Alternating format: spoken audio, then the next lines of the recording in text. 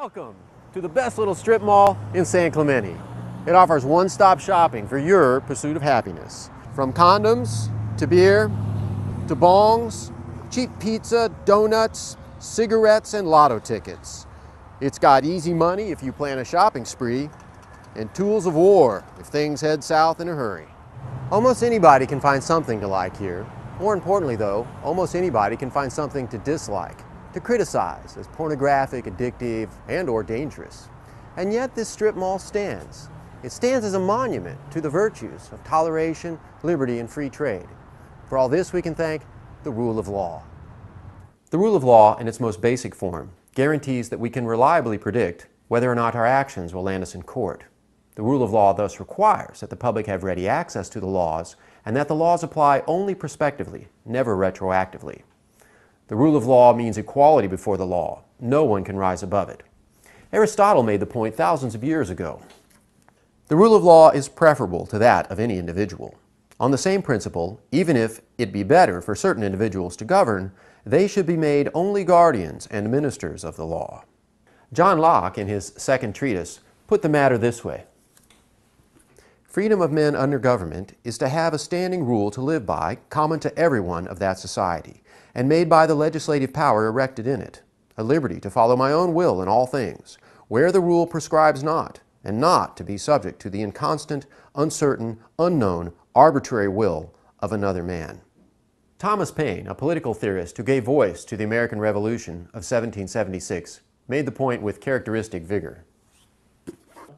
In America, the law is king. Without the rule of law, this strip mall probably wouldn't even exist. If you can't find, figure out, or predict the law, you won't invest in real estate, build up an inventory, or engage in long-term contracts. Indeed, without the rule of law, you probably won't risk more than simple barter. Is the rule of law simply a matter of procedure, or does it also concern the content of rules? Thinkers in the classical liberal tradition have argued that if the rule of law means anything, it has to protect individuals against state power. Nobel Prize-winning economist Friedrich Hayek observed that the procedural aspects of the rule of law shape its substance. The rule of law must protect individuals against overarching state power, because otherwise complete power will create complete confusion. When the government has to decide how many pigs are to be raised, or how many buses are to be run, which coal mines are to operate, or at what prices shoes are to be sold, these decisions cannot be deduced from formal principles or settled for long periods in advance. They depend inevitably on the circumstances of the moment. If the law tries to control everything, it simply can't nail down all the details. Hayek concluded that the rule of law requires restraint on lawmakers and that this necessarily implies recognition of the inalienable right of the individual.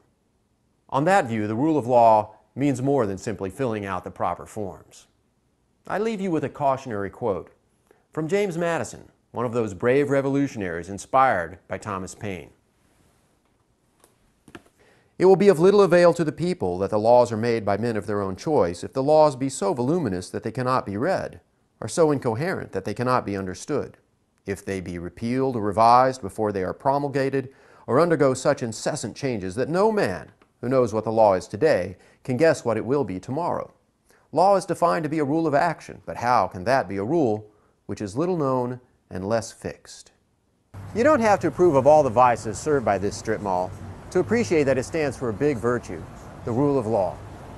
The rule of law provides a necessary framework for civil society, allowing us to live together in peace and prosperity. Because the rule of law allows each of us an individual choice, we can each choose which of these vices, if any, to pursue. Me, I'm here for the haircuts.